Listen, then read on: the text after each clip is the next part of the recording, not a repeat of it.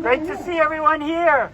We know the rain will not in any way wipe away the lies. We see the truth in all of the eyes. We see the truth in the eyes of you here today, in the rain, standing together to make sure that the world hears the voice of the Khmer Krom people. What's very important, though, is no matter what happens today, the people inside Kampuchea Krom are organizing. We know just last week that they destroyed a sacred temple. But more importantly, we know today the youth of Kampuchea Krom stand fearlessly on the rubble of that temple to say once again, just like the Khmer Krom people, we will rise together to make sure that the world finally and fully appreciates the human rights of all people. We can see also in the eyes of the youth that were at the Permanent Forum on Indigenous Issues just a week ago. Two things: a combination of conviction and compassion to make sure that no matter where Khmer Krom people stand on this beautiful planet, that we stand together to make sure that we have a world for all people.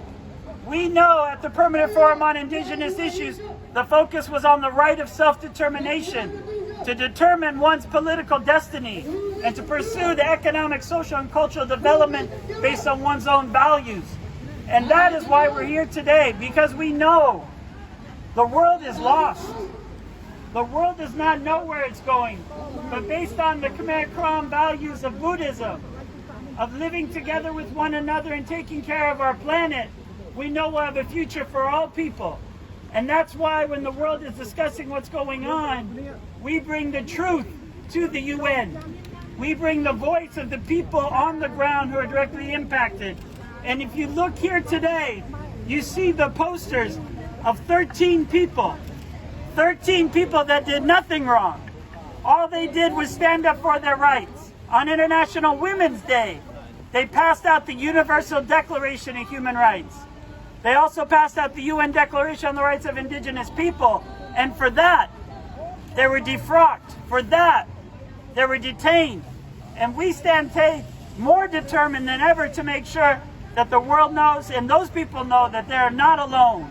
That we are here in solidarity to make sure that this changes immediately.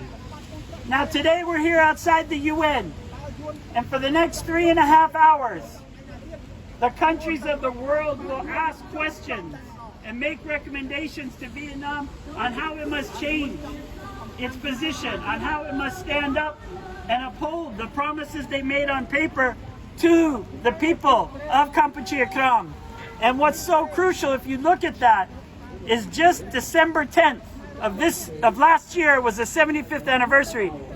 Vietnam made a pledge. They promised by 2099. 2099. That's way too late. It's right now that must happen. And what we must do is to make sure that now, today, everything is changed. So for the next 3.5 hours, we will be inside listening to the countries. And there's so many countries signed up to ask questions and make recommendations that every country only gets 50 seconds. But this is not the end. Today is a 3.5 hour review, but in September will be our chance to speak, and KKF will have a role in the final adoption under agenda item number 6 of the Human Rights Council.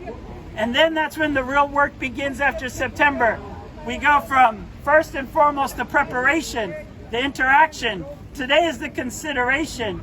September is the adoption, and 5 is the implementation to make sure that the UN Declaration on the Rights of Indigenous Peoples, all 46 articles, become a reality for the people.